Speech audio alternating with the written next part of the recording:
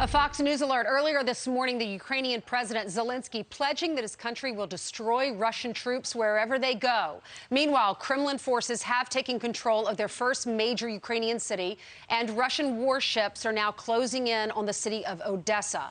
Let's bring in Fox News contributor Lara Trump. Lara, they did take control of Kherson. They killed 300, and they're saying the bodies, unfortunately, are unrecognizable. What is your reaction? I mean, it's just devastating, Ainsley, to see what's going on over in Ukraine. But, you know, you just had President Zelenskyy there. What an incredible leader this man has turned out to be. I don't think many of us knew much about him before any of this started, but the fact that he is there with his people, that he's been offered a way to escape, that the United States has said, we will get you out. He has remained there. Now, I don't know if that's the smart move or not, but think about how many leaders would have said, I'm going to get out of here. I'm going to leave my country now because it's not safe for me. We know people are out there looking to assassinate him from Russia. What an incredible man and what a leader. I'm sure his people are just rallying behind him because they see he's there fighting alongside of them and there to support his entire country throughout whatever happens here.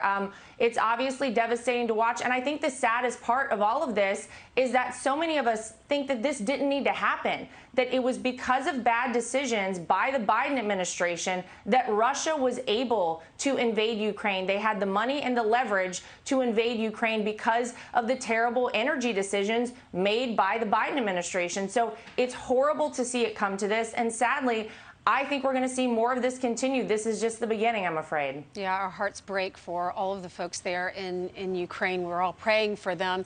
Makes us grateful that we have our freedoms here in America. But Ronald Reagan said we are one generation away from extinction. I know that you left New York so that your kids could be free from the mask and for other reasons down in Florida. There's no secret that Governor DeSantis has been opposed to these mask mandates, and he even said, I'm going to defund some of these school districts if they continue to push them. He was speaking yesterday at the University of South Florida about funding for cybersecurity education. And there were some high school kids behind the podium. There were 7 of them, and some of them were wearing their masks. And he called them out for doing so, said that you are allowed to take those masks off. Watch this. You do not have to wear those masks. I mean, please take them off. Honestly, it's not doing anything, and we got to stop with this COVID theater. So if you want to wear it, fine, but this is ridiculous.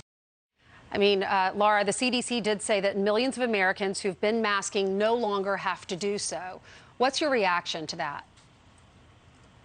Well, I mean, that's Governor DeSantis. That's why so many people love him. He generally says what I think so many people are thinking, and he's been really steadfast in how he's approached COVID from the very beginning. He said this is a free and open state. If you want to wear a mask, you can, but I'm not going to force you to do anything. I'm not going to force your kids to do anything. And you think about the fact that, as you pointed out, Ainsley, the CDC has said people don't need to wear masks anymore, right? Look at the State of the Union address. Look at the President of the United States standing up there in front of the country, no mask on, in a chamber full of people with no masks on, when just hours earlier, this man was walking through an open field by himself with a mask on. It has all been theater. We know from the beginning so much of this has been theater. We know the efficacy of masks, that unless it's an N95 mask, it's not going to work. So he wasn't wrong there. A lot of the masks those kids had on wouldn't have provided them any protection. But I think about the detrimental effects to our future generations, to our younger generations. We know how bad the masks are for them. We know they can't concentrate in school. Socially, it's been an impediment to them.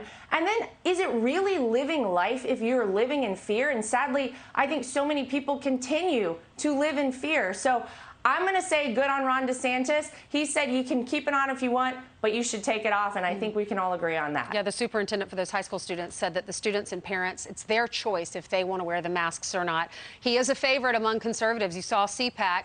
Your father-in-law, #1, if he wants to run, they support him, but if he doesn't run, they support Ron DeSantis. Thanks so much, Lara, for coming on. Hi, everyone. I'm Brian Kilmeade. I want you to do me a favor. I want you to click to subscribe to the Fox News YouTube page. This is the only way that I know for sure that you're not going to miss any great commentary, any great news bites, any great interviews coming your way on Fox. You can get it all here on YouTube. So subscribe right now.